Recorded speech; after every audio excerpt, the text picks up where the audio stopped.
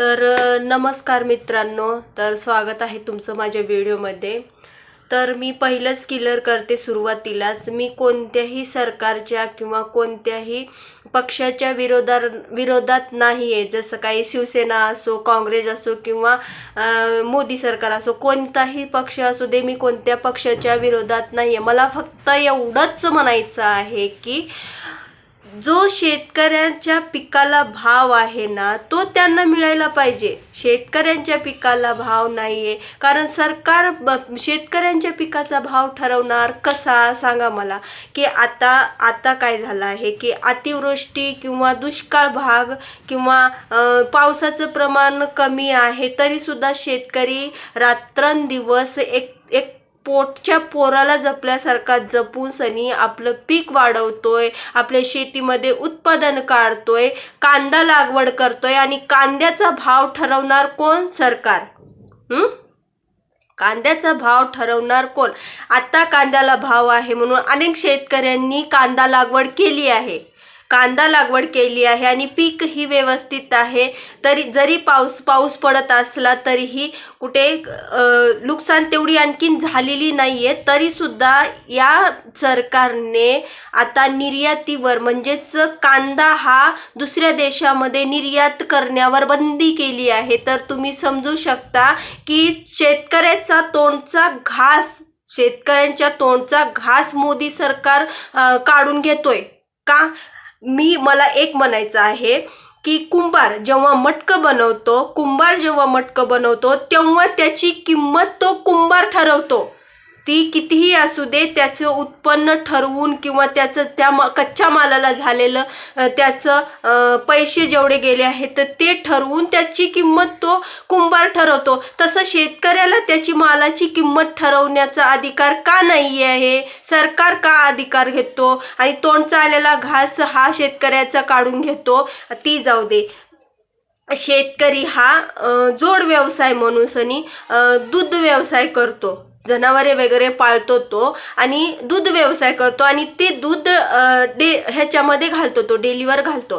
तर मला तेच म्हणायचं आहे की त्या दुधाची सुद्धा किंमत सरकारने कमी केली। म्हणजे हे सगळं घेऊन सनी त्या व्यापाऱ्याच्या घशामध्ये पैसे घालायचे किंवा त्याचा फायदा करायचं हेच चाललं आहे ना सरकारचं।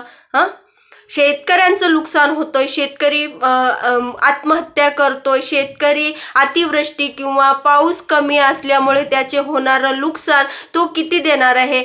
तुम्ही म्हणता की अनुदान भेटतं, किती भेटतं? अरे तुम्ही त्या पिकाला वर्षभर मेहनत तर तिकडच गेली। शेतकऱ्याने जेवढा पैसा त्या पिकासाठी शेतीमध्ये टाकला आहे त्याचं उत्पन्न तेवढं सुद्धा नाही निघालं। तेवढा पैसा तो टाकून सुद्धा तो सरकार त्याला किती पैसे देतो की 2000 रुपये किंवा 3000 रुपये। काय फायदा आहे त्या 2000 रुपये 3000 मध्ये? तेवढं उत्पन्न असतं का त्या पिकाचं?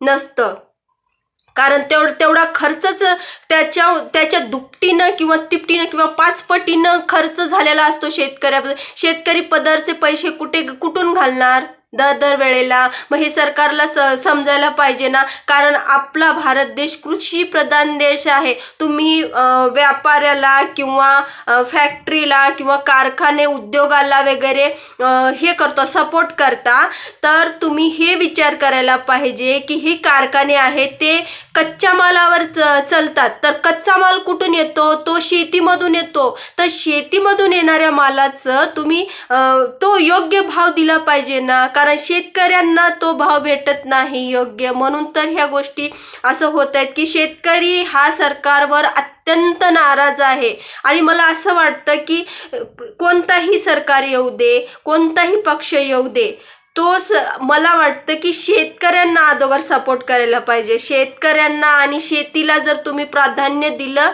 तर आपला देश पुढे जाईल। काय काय काय फायदा आहे की शेतकरीच नाराज आहे, त्याच्या उत्पन्नाला मालाला त्याच्या भाव मिळत नाही, त्याचं आर्थिक नुकसान होतोय।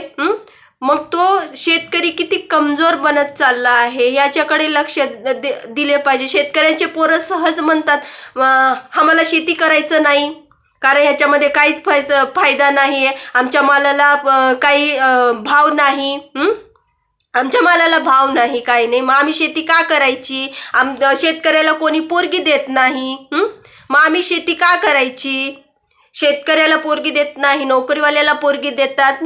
मग आम्ही नोकरी केलो असतो, आमची शेती विकून टाकतो आणि आम्ही जातो मोठ्या शहरामध्ये आणि नोकरी करतो, मग आमचं सगळं व्यवस्थित. मग प्रत्येक जण जर असं ठरवायला लागला तर आपला देश पुढे कसा जायचा विचार करायला पाहिजे. कारण आर्थिक नुकसान पण होईल या गोष्टीचा विचार नाही केला तर.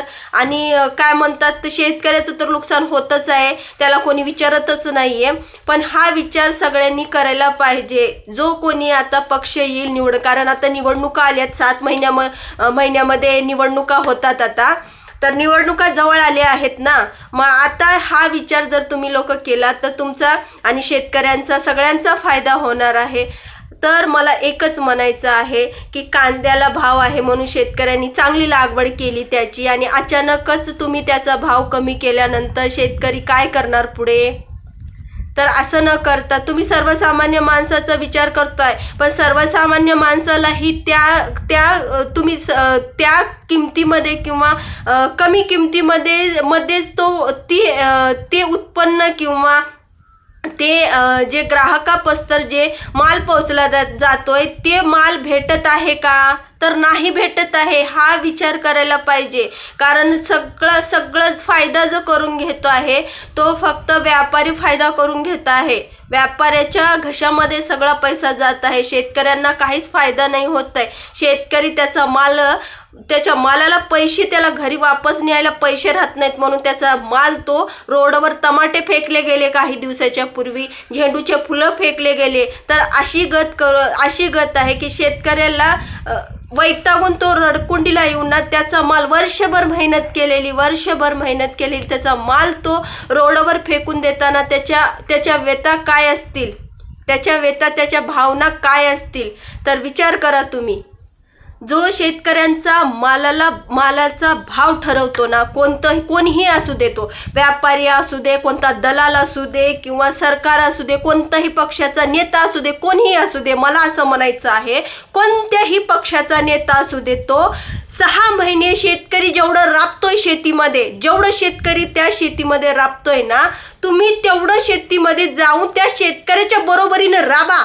म्हणजे तुम्हाला शेतकऱ्यांच्या मालाचा किंवा त्या शेतकऱ्याच्या भावनेचा किंवा त्या शेतकरीच्या मेहनतीचा तुम्हाला हिशोब लागेल.